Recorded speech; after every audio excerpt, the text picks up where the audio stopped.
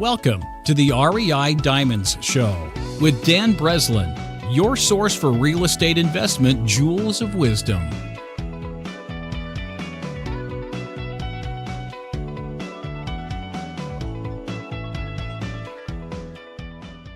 Welcome to the REI Diamond Show. I'm your host, Dan Breslin, and this is episode 146 with Richard Wilson on leveraging to larger deals through family office investments. Richard Wilson is the founder of the Family Office Club, a network of family office representatives on one hand and a network of entrepreneurs and investment operators on the other hand.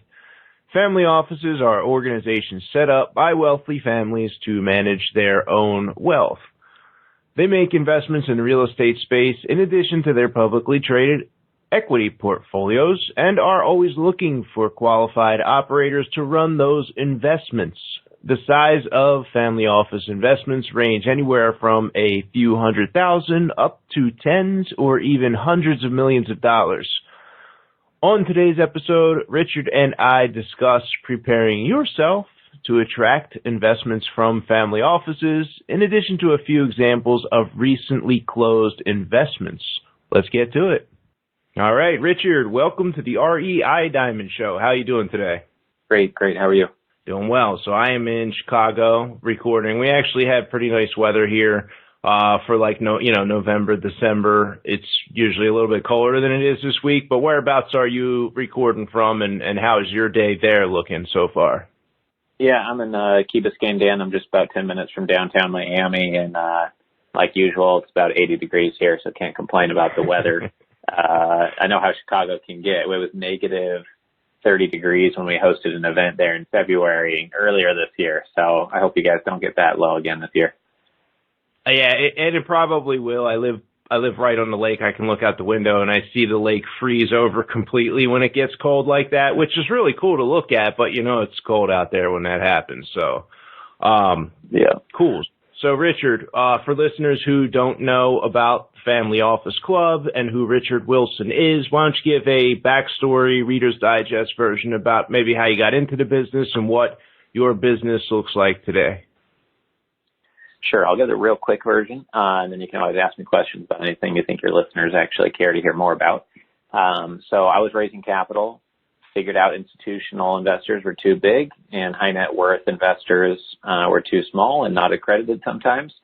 So I knew I had to go somewhere in between, stumbled upon wealth advisory firms that focused on the ultra wealthy, called family offices.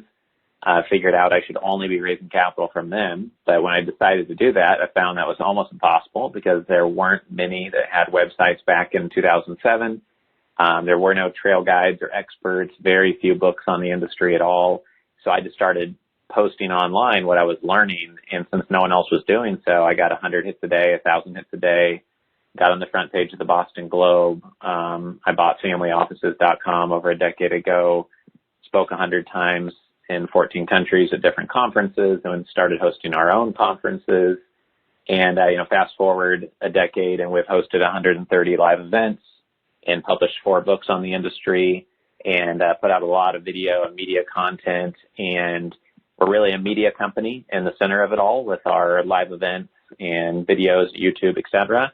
And then on the left-hand side, we help people who raise capital, not as a placement agent, because there's 1,000 people doing that, but we help in terms of having our investor databases and directories, and with our pitchdex.com investor relations marketing agency. And on the right-hand side of the platform, we help investors, and we help them on a performance fee only basis allocate to the best of the best investments that we see come through the Family Office Club. And so we're really representing the investors in transactions, but sourcing those deals through the conferences. So it's a little bit of a unique model like that. Most people are a conference provider or a deal broker, and that's kind of what they do, that one thing. And we kind of have more of a platform approach. Yeah, it makes sense. So I'm going to see if I summarize it just to make sure I don't have any holes in everything that you mentioned so far. On one hand, you have this database and a ton of experience raising capital with family offices who are like kind of a niche middle region, well-capitalized source to fund deals.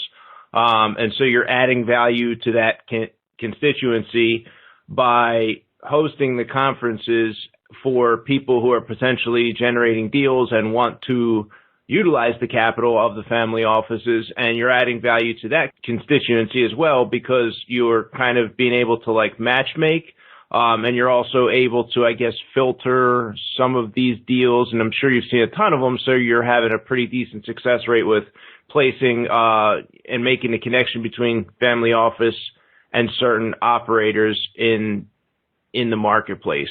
Did I miss any constituencies there? Anybody else?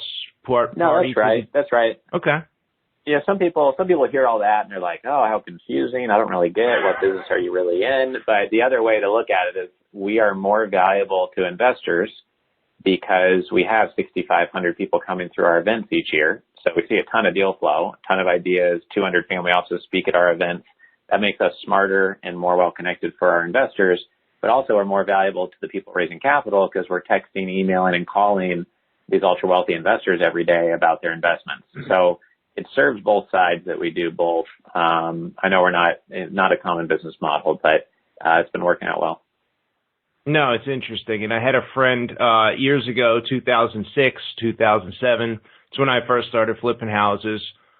We've done plenty since then. I think this year to date, we've made $4 million from 179 deals closed, and we've got just about 100 in our pipeline as we speak. So we've been really blessed, and we don't have at my company, we have high net worth investors, accredited investors who fund some of our deals. We do a lot of self-funding of deals, some lines of credit associated with, some of the big investment banks, if we need them, but capital hasn't really been one of the constraints for us to grow Diamond Equity Investments, Richard, but I know there's a lot of people whose business model is a little bit different. So if you're, multifamily, venture capital, starting businesses, buying businesses, there's a lot of higher need for capital than what I might have in my business.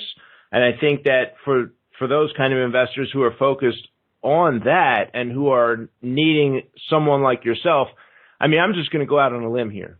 Would you say that you would add value if an operator was listening right now and brought a specific type of deal that you would know in that entire Rolodex of however many family offices you've dealt with, who might have more of an appetite for a certain type of deal, and like how much of an uphill battle it might be for that operator to go out and like cold call family offices, if you will, as opposed to bringing the deal to someone who's a little bit more connected and knows what these offices are looking for? Is that a challenge for people? Yeah, that's part of the value, but also what a lot of people don't get when they first come to our network, to the Family Office Club. They often say, okay, Richard, well, help me get in front of 3 investors. I'm pretty good at closing. Just get me in front of 10. I'll close half of them.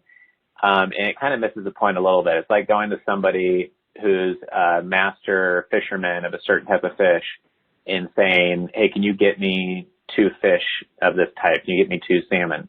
But really, if that master fisherman can teach you how to fish and how they attract investors, then you could attract 2 fish every day or every week or every month. And so we have interactions with investors at our 9 investor summits per year, but we also teach workshops. We write the books. We have a book that's free at capitalraising.com, and it's just a 1-hour read on the steps you can take to raise capital more effectively. And many times people send us their deal, and we kind of have to back up a little bit and say, well, first of all, I don't really understand everything about your deal the way you've presented it. Second of all, you have a clip art logo or no logo and no website, and the name of your company is, XYZ Capital or some Greek god that people don't know what it means unless they look it up, and no one ever does. And there's just so many things going on that make it so that the deal is almost irrelevant, because when investors, allocate at a big level, what's most important is high conviction trust in the team and the strategy. And the returns are less important, even though they want the returns to be there, but it's the credibility and long-term commitment and the excellence at the team and the strategy level that matters more than anything else. So if that all gets messed up in the communication, we kind of need people to take a step back and try to help them at a deeper level rather than just trying to broker a quick deal and have them move on their way. Yeah, it sounds like you've probably seen people who brought that deal with very lackluster low quality packaging, not necessarily the amount of intelligent thought and time invested as you might see in a deal that attracted the fish every other day. In other words, got the funding and actually closed. You've seen people bumble through all that stuff, and that's what it sounds like a lot of the workshops and, hey, here, package this and present this that way. And then the next thing you know, you've kind of thought through the idea and the business model at a level that it was worth a family office or someone else taking the financial risk and investing in the deal, right? Yeah, for sure. Like most people can't say in a single sentence why their firm is unique and powerful and, why they matter on planet Earth to an investor has never heard from them before. The fact that you or somebody buys B or C grade apartments and renovates them at $10K a door and then raises the rent, there's 600 people in the U.S., 600 different investment firms in the U.S. alone that I know of that do that. And so drilling down to what really makes you unique and what's your unique focus and value add and getting that down to one line that you can use in voicemail and email, et cetera, is something most people don't bother to do. So it's just one example of about 30 different things that most people don't bother to do when they're in their first decade of raising capital, but almost everybody does who's really effective at raising capital. So let's talk about a couple of the deals that have gotten funded, recently. Can you talk about maybe some of the details, whether it's a business model, whether it was a certain marketing plan that was put together, maybe the size of the deal, if that's something you're able to share, just to paint a picture of the type of deals perhaps that are the caliber that a family office is looking for and actually has funded in your own observation? Yeah, sure. So 3 quick examples would be, one is an inefficient life settlement investment that one of my clients was allocated to, and 2 other clients are under due diligence on, and just an inefficient investment space that produces a good return. And because it's not correlated with real estate or the stock market in general, it's attractive to families. It's also a consistent, good-sized team behind it. Another example is a debt platform, where basically the investor gets a debt payment back and they're getting a 12% debt note return basically, with collateral behind it. And the dividend payments come out monthly, and investors like stuff that pays out, monthly or quarterly and has good collateral behind it. I think that's a common trend I see with many families. And the third one is a really small size deal, but it was a operating business investment where there is a gross revenue royalty structure for the investor. So they're getting 1.5% gross revenue royalty on all the revenue coming in to the company. And then they have equity warrants at the time of the exit for the company. And so they're basically getting their money back off the table quicker than they usually would in the business. And they've got an equity component that gets activated when the business gets sold eventually at some point. So with each of those 3, there's something unique about it from the average company. And we work with a lot of, about half of our clients. We have about 56 clients within our investor relations marketing agency, and about half of those are real estate groups. And it's a real challenge sometimes for real estate groups to identify what makes them unique from all the other ones that do very similar work to them. But I think it's important to dig into. So let's talk about the 3 that you just mentioned. The inefficient life insurance settlement market. We don't have to dive into the details of the business model or how the investment works, but just give us an idea, like what was the investment from the office on that deal? Are you allowed to share that? Yeah, no, I'm happy to share. So on the first one, it was a $500,000 allocation, and it's by an entrepreneur who's making 7 figures profit a year in their business, is a relatively young person and just wanted diversification. The second investment is going to be for a 7-figure amount. It'd probably just be $1 million flat from a family client of ours that is just sitting on too much cash and looking to put it to work. So, they're wanting to allocate relatively quickly, but we're afraid of, allocating to the wrong ideas or something that was going to be too correlated with the rest of their portfolio. And what was the collateral on that? That was the debt platform investment, right? Yeah, the debt platform investment is actually a company that does $75 million a year in EBITDA or profits, basically.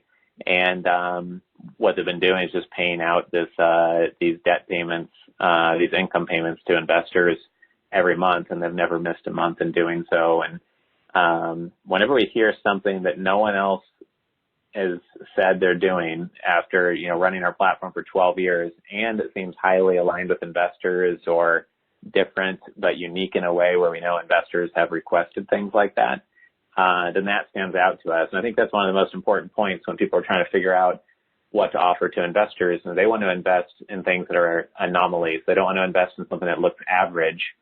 And the investors who are smart but not well connected realize that the few deals they see are probably not anomalies. If you're only seeing 5 or 10 or 20 deals a year, what are the chances that one is a top 1% type deal? Not very good. But if you're seeing a ton of deal flow, then you can start to pick out what's the superior structure, superior team, et cetera. So it's really, how do you look at everything you do as an investment firm and think, okay, well, our most unique or valuable work is this one thing that we do, and hopefully it's something that also produces some of your best returns, and maybe focusing only on that or leading with that in the conversation is what's going to help things go forward better. Yeah, it makes sense. I mean, from my own experience doing, the number of deals I mentioned a little bit earlier, we see 12,000 leads come across our desk to do the, few hundred deals that we do. And it's the same kind of thing. In 2006, when I got in the business, it was like, oh my gosh, there's like a house for sale. So totally makes sense to be able to kind of sift and sort and have that volume of deal flow coming through the gates there to take a look at. The operating business, 1.5% of gross revenues. It sounds like a pretty good deal right there, depending on what the business model was. What was the capital on that allocation?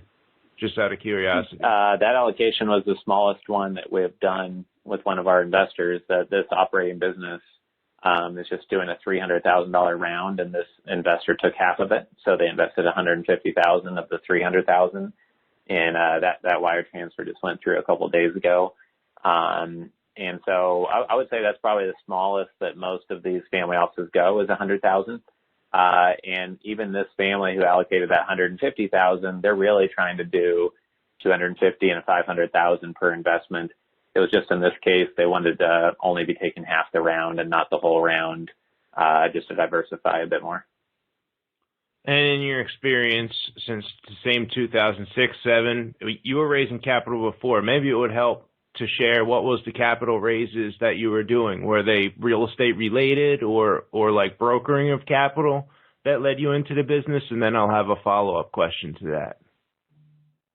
Yeah, those were, one was a hedge fund. It was a capital raising mandate for a $30 million in assets under management hedge fund manager. We also had a multi-billion-dollar long-only optimization investment firm that built kind of SMA models and UMA models. And then we had another separate managed account clients as well. So, our model was to charge a retainer, $10,000 a month per client, plus get a percentage of, a fee on the capital raised.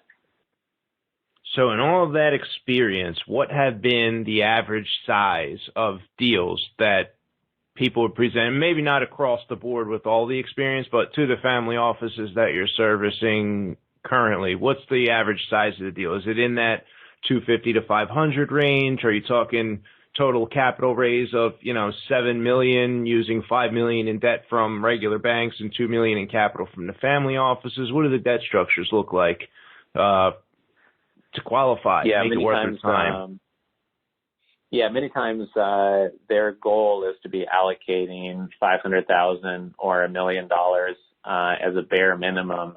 But I will say that sometimes if they're not sure about the size of the manager or they really feel like they need to get to know them more, they might just put $100,000 into a deal just to get to know them and see how they're treated. But their real goal is to put $500,000 to $1 million to work within each relationship. I think that when a family gets to $100 million or higher, then that number obviously goes up. And for most allocations, they're going to be looking to put $1.5 to $3 million to work, because they might not want more than, 15 to 30 different investments at any one time. Yeah, it makes sense after you reach a certain amount of. I'm sure the listeners on the show who are dealing with houses going through the same thing that I'm going through, where 10, 12, 14 different single family houses. All of a sudden, you see the value in buying million and a half dollar single commercial properties because it's a lot less paperwork. So I guess that same leap would go if someone was trying to put $100 million in capital to work. So before we started our call here today, Richard, you'd mentioned the centimillionaire trend, and we didn't dive into that at all. So would you mind enlightening me and all the REI Diamond Show listeners? Yeah, sure. So Centimillionaire Advisors is the work we do setting up family offices for ultra-wealthy families, starting at 10, 15, 20 million net worth. A lot of our clients are 50, $100 million plus net worth. Over half of them are 100 million plus. And the word centimillionaire means 100 million plus net worth. Everyone knows the word billionaire means $1 billion plus. So I think that's important to note. And what we've found is that most people who help others set up a family office and get great access to deal flow are charging a couple $100,000 a year for consulting fees or a flat assets under management fee. So what we did was looked at the family office industry and said, well, if you were hired to hire someone to run your family office, you'd have to pay them a multiple six-figure fee, and then usually give them a little bit of carry on the deals they help you with. So in our case, we help set up family offices. We charge nothing for that, no consulting fees, no assets under management fees, and we only charge a performance fee on the deals that they allocate to that we brought to the table for them. So in other words, we'll give them the advice and the help to earn their trust and get to know them really well. And by getting to know them well, we know what their deal strike zone is, and we'll bring them those real estate and operating investments that meet their criteria because we help them define that criteria. And then we just charge them a 5 to 10% performance fee on those deals. And that comes out of the family office's share. That performance fee, is that 5 to 10% of the total allocation, or 5% to 10% of the upside? Of the upside. So typically a common arrangement is 5% of the cash flows or distributions, and then 10% of the net exit gain. So when they leave the fund or exit the investment, it's 10% performance fee on that. But if they do 3 to 5 investments through us and say one loses money, we don't get any additional distribution or net exit gain fees until we've recouped their losses. So it kind of aligns us over the medium to long term, especially if they do multiple investments through us, because then they pay no fee if we haven't made them money. Sounds like a good arrangement. At what point does a family, an entrepreneur, all of a sudden they find themselves, they sold a business? I mean, what is the dollar amount where somebody should say, you know what, this is worth kind of like putting together the family office and organizing that, even if they haven't reached, I assume, $100 million yet? Is there a point where that starts to make it worth the effort and time? Yeah, so what I found pretty consistently, maybe starting at 10 million, but really more so at 15 million, 20 million net worth, investors want to start doing more direct investments. They want to start getting access to better real estate investments, to passive, income investments where they're allocating as an LP perhaps, or lending investments. And the closer they get to $50 million, the more likely it is that they're doing that. And really, when you get to 30 or $50 million, 80 or 90% of investors I know are wanting to do those other types of investments in addition to what they have in the stock market. And when you get to 100 million net worth, you're paying for a family office whether you have one or not, because you're making mistakes, you're not being as focused as you could be, you're not being as effective, you're not being as tax efficient.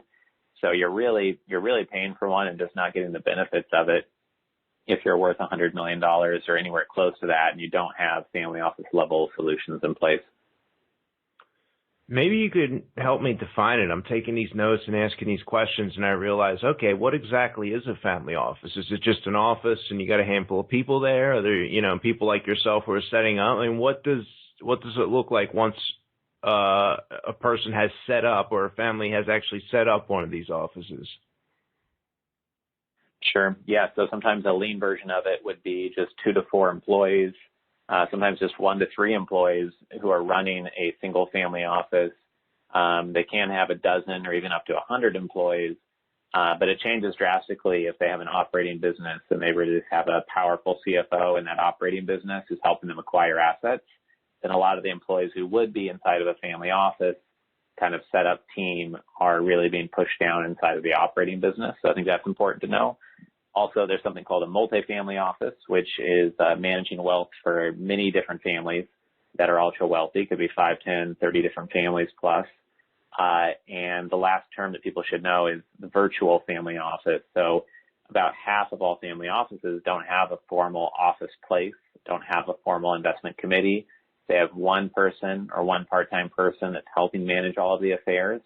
And then they just get family office quality outsourcing partners to have a lot of the benefits of a family office, but not all of the infrastructure and overhead. So this is, most appropriate for families that are under 50 million or under 100 million net worth. And, but once you get to 250, 300 million, you typically need a full-time dedicated, team that, involves multiple professionals focused on just helping you.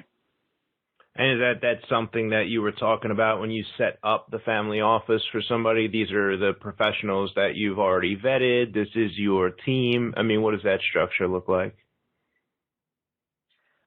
So typically there's a CEO of the family office that could be the principal, or it could be a hired gun CEO. Many times they're hired from other single family office firms or a big private equity type group in the industry if they're going to be doing lots of acquisitions. There's then usually a CIO, a chief investment officer. There almost always is a CIO if the principal is the one acting as the CEO. Then there's usually an analyst or portfolio manager. Sometimes there's also someone helping with due diligence on the accounting side. So there could be a CFO. If the team is large enough and the numbers are large enough, they need that level of quality of help. But many times there's just a controller in place if maybe they want someone that's more mid-level on the accounting, financial modeling side. So the type of due diligence needed is going to drastically change the look of the team and the size of the team and what job titles you're going to have there. And I think that, sometimes people want to hire only people that have family office industry experience, and others just go for as long as they have industry experience in the area they're going to be investing in most, then they're fine with just that. So it's two different kind of mindsets on how to build out the team.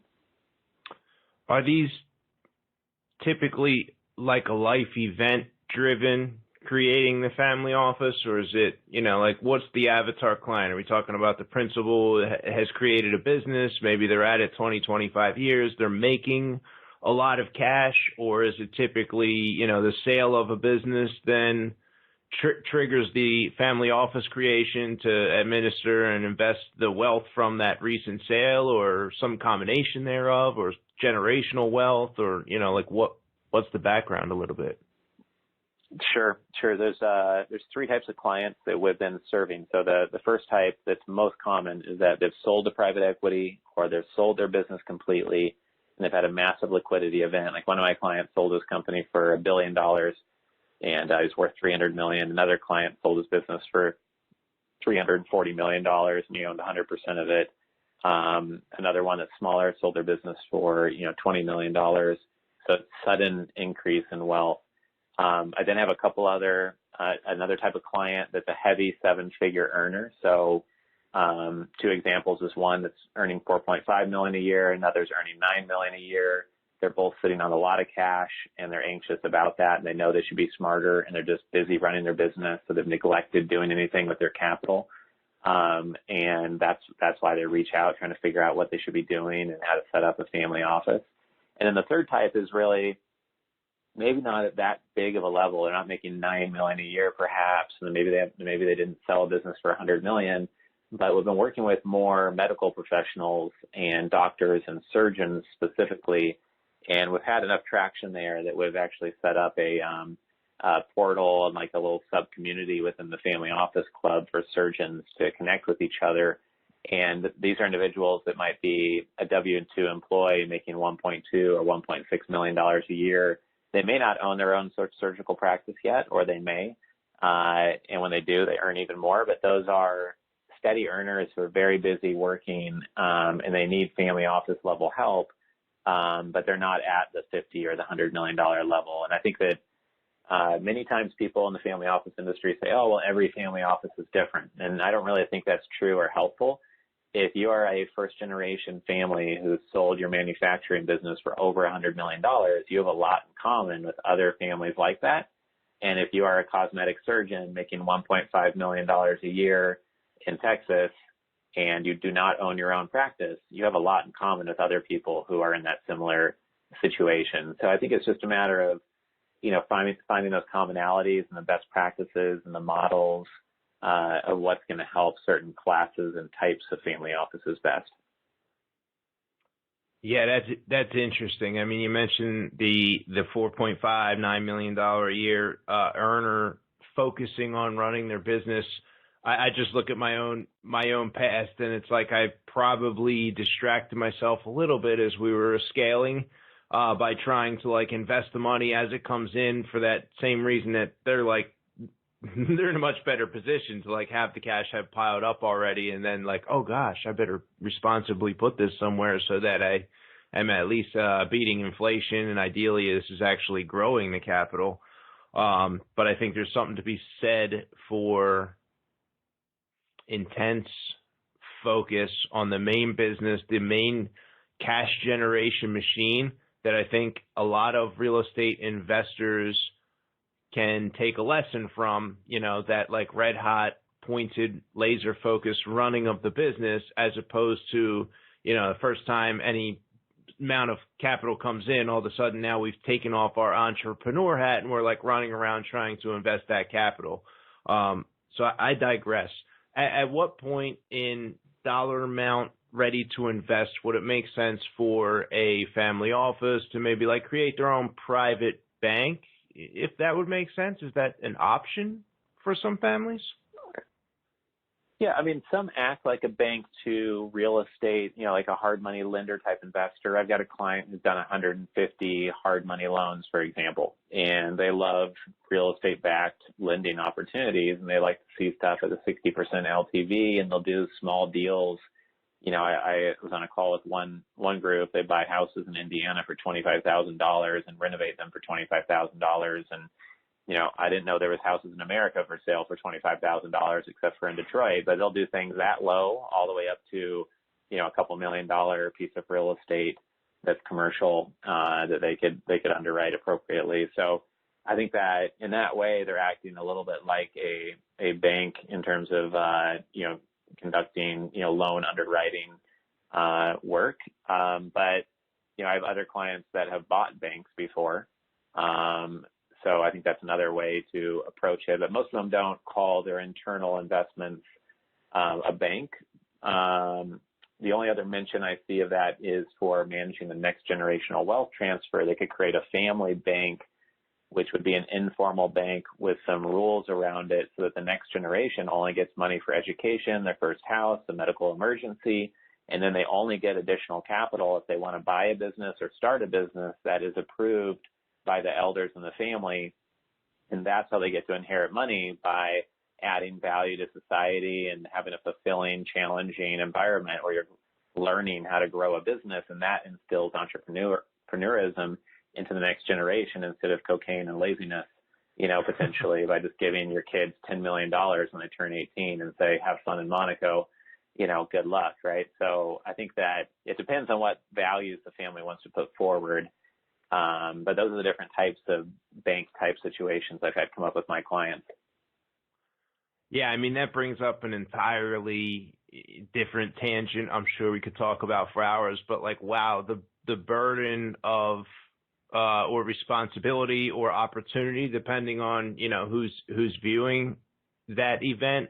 But I'm sure some people are so focused on, creating the wealth, generating wealth, there's not a minute to look up and then decide things, just like you mentioned there, where they're constructing foresight and thought for the future to hopefully have generations that perhaps aren't even of majority age yet, to be encouraged to add to society, start a business, grind, get up, build something. I mean, there's just satisfaction and gratitude that I know I have in my own life, having watched the transformation for me, as our business has grown and I hope continues to grow. And man, like, I just hope that I'm able to see other people and maybe even my own daughter and other family go through maybe that same satisfaction of putting something together, seeing it come to fruition, knowing all of the value that we're adding to society as opposed to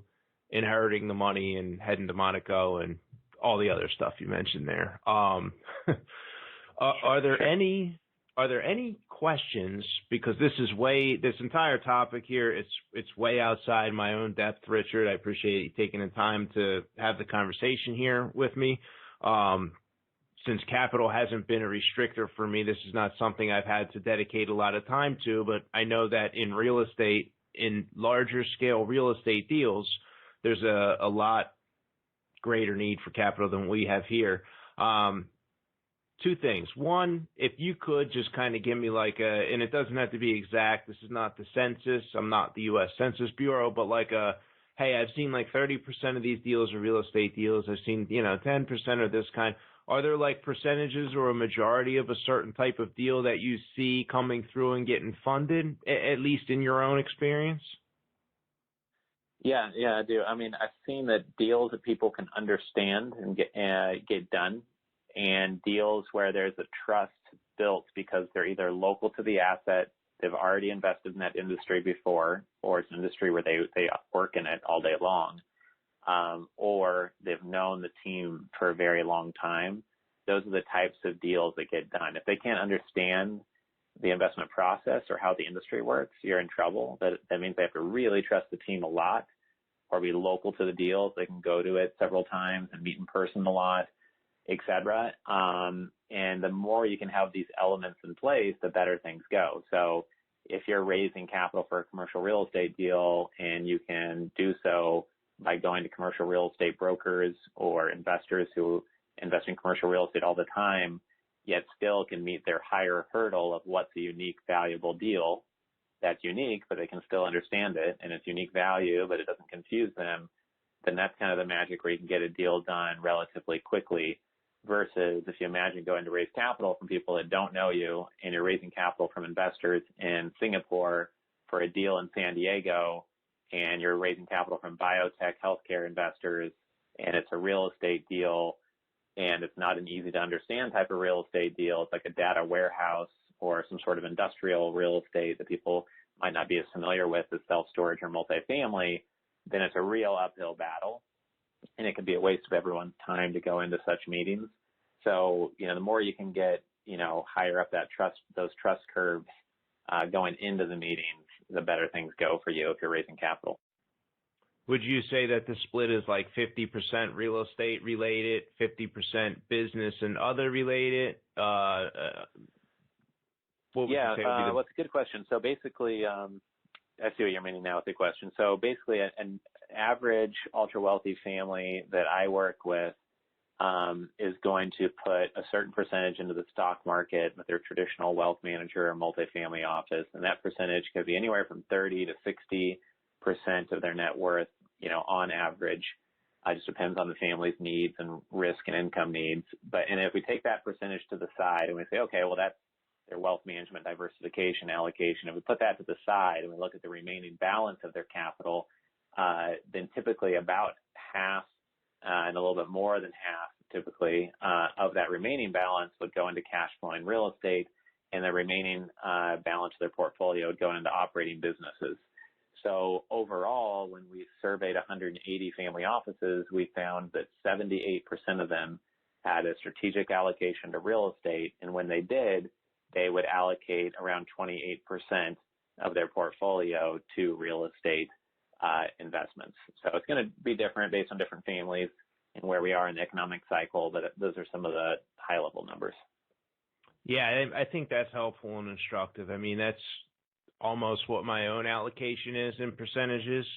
I think it's very important, and I think a lot of real estate investors who listen to my show would probably have had the type of mindset toward the stock market like I used to have a while back, and that was, oh no, it's horrible, you're going to lose money there. But keeping a portion of, you know, your wealth available in something that's marketable securities and relatively liquid, I think is like very important. And I think it's helped my own perspective on the real estate assets that I decide to hold long term, having gone through the process of, you know, not only the emotional, but the intellectual exercise of researching and taking a look at the stocks that I actually own, and knowing why I own those has helped me to better answer my own questions as an investor when it comes to the real estate that I own of, you know, how did I select those? Did I feel like they were a good idea compared to the intrinsic value of them? You know, why am I holding these? Why do I believe that these houses are going to go up in value? Do I think these are going to go up in value? Is there some other reason that I'm holding these? And I think that that allocation percentage that you shared was pretty solid and pretty accurate. So are there any questions I forgot or didn't know to ask that you think the audience might gain benefit from, Richard, as we wrap up here? Sure. Well, I know a lot of your audience might have deals they're raising capital for and things they're trying to syndicate. So I think one of the most important things to stress is that it becomes more credible and more appealing, and people lean forward more when they can understand what your laser focus is and why you're superior at that. So if you go to a meeting and you say, oh, I'm a commercial real estate deal maker, or, you know, I invest in apartment buildings, and someone asks, oh, well, what area do you do that in? And you say, oh, well, all over the United States, and you have a 2-person team or a 4-person team. It's night and day different than saying the only thing we do is buy self-storage in San Diego, and we've identified the 92 assets in that area, and we have a database of them, and we work that database every quarter to meet with them to see who needs to sell quickly because of a divorce or a death, who needs to move something off their balance sheet at a decent price, and they know that we can close because all we do is self-storage in San Diego. And then it's believable that with even a 4-person team, you probably know self-storage San Diego pretty damn well, compared to the average guy who's doing, or the average team that's doing many types of deals in many cities or regions. And so it doesn't have to be a tight geographical and asset focus, but whatever you have, it should be able to be so focused and unique, but believable and credible that as soon as someone hears it, they're like, oh, okay, well, I'm not investing in that, but I should introduce you to my friend, because even though I haven't invested with you, I get what you do. I see how you add value. And you should talk to John here because he's looking for something like that. And that can get you a referral before somebody's even invested with you. Yeah, I think that is instructive to, first of all, the example with the self-storage, the description is evidence of a deep dive of knowledge of the marketplace or the business model that they're operating on. I know from my own experience, you know, I've been in 7 markets around the United States. I'm in 3 markets, and I've gone very deep, and so has my team. We know these markets. We operate in these markets. We know, you know, block by block. There's certain, you know, places I'd recognize immediately, the 100 block, and get excited about certain deals. I would assume that when I talk that way to my investors, that's something that would put them at ease, but that depth, I recognize the depth of detail as being an example of a person's experience, because I know that I've gone that deep on my own business and continue to find gold by going that deep on my own business. And so I would look at my own books and my own consistency over the past couple of years and know that I was confident enough that I will take an outside investor's money, because I know I'm going to pay them back 100% of the time with the interest, just like I promised them 100% of the time. So if somebody else can talk the way that I think about my own business, I think you hit the nail right on the head. Richard, are there any books that you would recommend, maybe related to the family office topic here, maybe just business or real estate or other investment books that you feel like would be a good recommendation? Sure. Yeah. One of my favorites is called Success Principles by Jack Canfield. And I read that book every year. And every year I make some little notes in it. And because he's providing you with principles on being more successful, you can interpret them and use them differently every year. It's not like just telling you some advice that might get outdated, that once you know it, now you don't need to read it again. So I think that's one of my favorite books to recommend.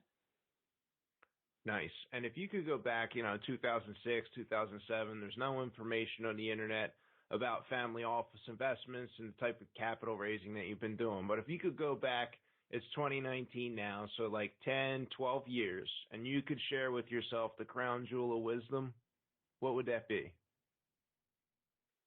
I think it's to fire faster, and hold more accountability within the team. So many times would have an employee that was just not excellent and they were okay. And by putting up with that, it really slowed our growth early on. And then once we got excellent people in place and looked at them as kind of investments in our own business, then it dramatically changed everything. And we were able to grow much faster. And, I just wish that earlier on, I just, got out of things that were not working faster, in the business, whether it's an employee or a partnership, and just be, more cut and dry about it when it's not working. Yeah, I think that's very good advice. It's very good advice, very difficult when you're in that position to, jettison the dead weight. But, hey, the ship's not going to go at the speed that it can go unless we get the right crew on board. So I think that's spot on. So if anybody wants to get some more information about you, do you have a website or other contact information you'd like to share? Yeah, sure. So our 30 events a year are listed at familyoffices.com. There's membership details there, a free book on family offices, and then anyone that'd like to get our free book on capital raising, that can be found at capitalraising.com as well. All right. Richard, I appreciate you closing the door, blocking out the distractions. I got a ton of notes here. Very interesting topic, unique to our show. I'm sure the listeners are nodding their head in approval as well, in gratitude. So thank you for coming on the show. Great. Yeah, thanks for having me on here, Dan. Appreciate it. And thank you for tuning in to this episode of the REI Diamond Show. Coming up on the next episode, marketing meetups and department syndication with Adam Adams. Adam and I discuss some behind-the-scenes hacks and strategies that we have actually both used to supercharge our own respective businesses. If you're interested in hearing the truth about how it's done, you'll want to keep an ear out and your notepad ready. We shall not disappoint. Deal makers, I have cash for you if you've got a deal. I buy houses and apartment complex deals in Atlanta, Chicago, and Philadelphia. It's a 2-hour drive from any of those downtown cities. So if you have a deal in that range there, please contact me directly using the form at reidiamonds.com. Are you an accredited investor who is interested in short-term passive mortgage investment opportunities with double-digit returns? Head over to fundrehabdeals.com to check out available high-yield investment opportunities. We've reached the end. Dan Breslin, signing off. Thank you for listening to this episode of the REI Diamonds Show with Dan Breslin. To receive email notifications of new weekly episodes, sign up at www.reidiamonds.com.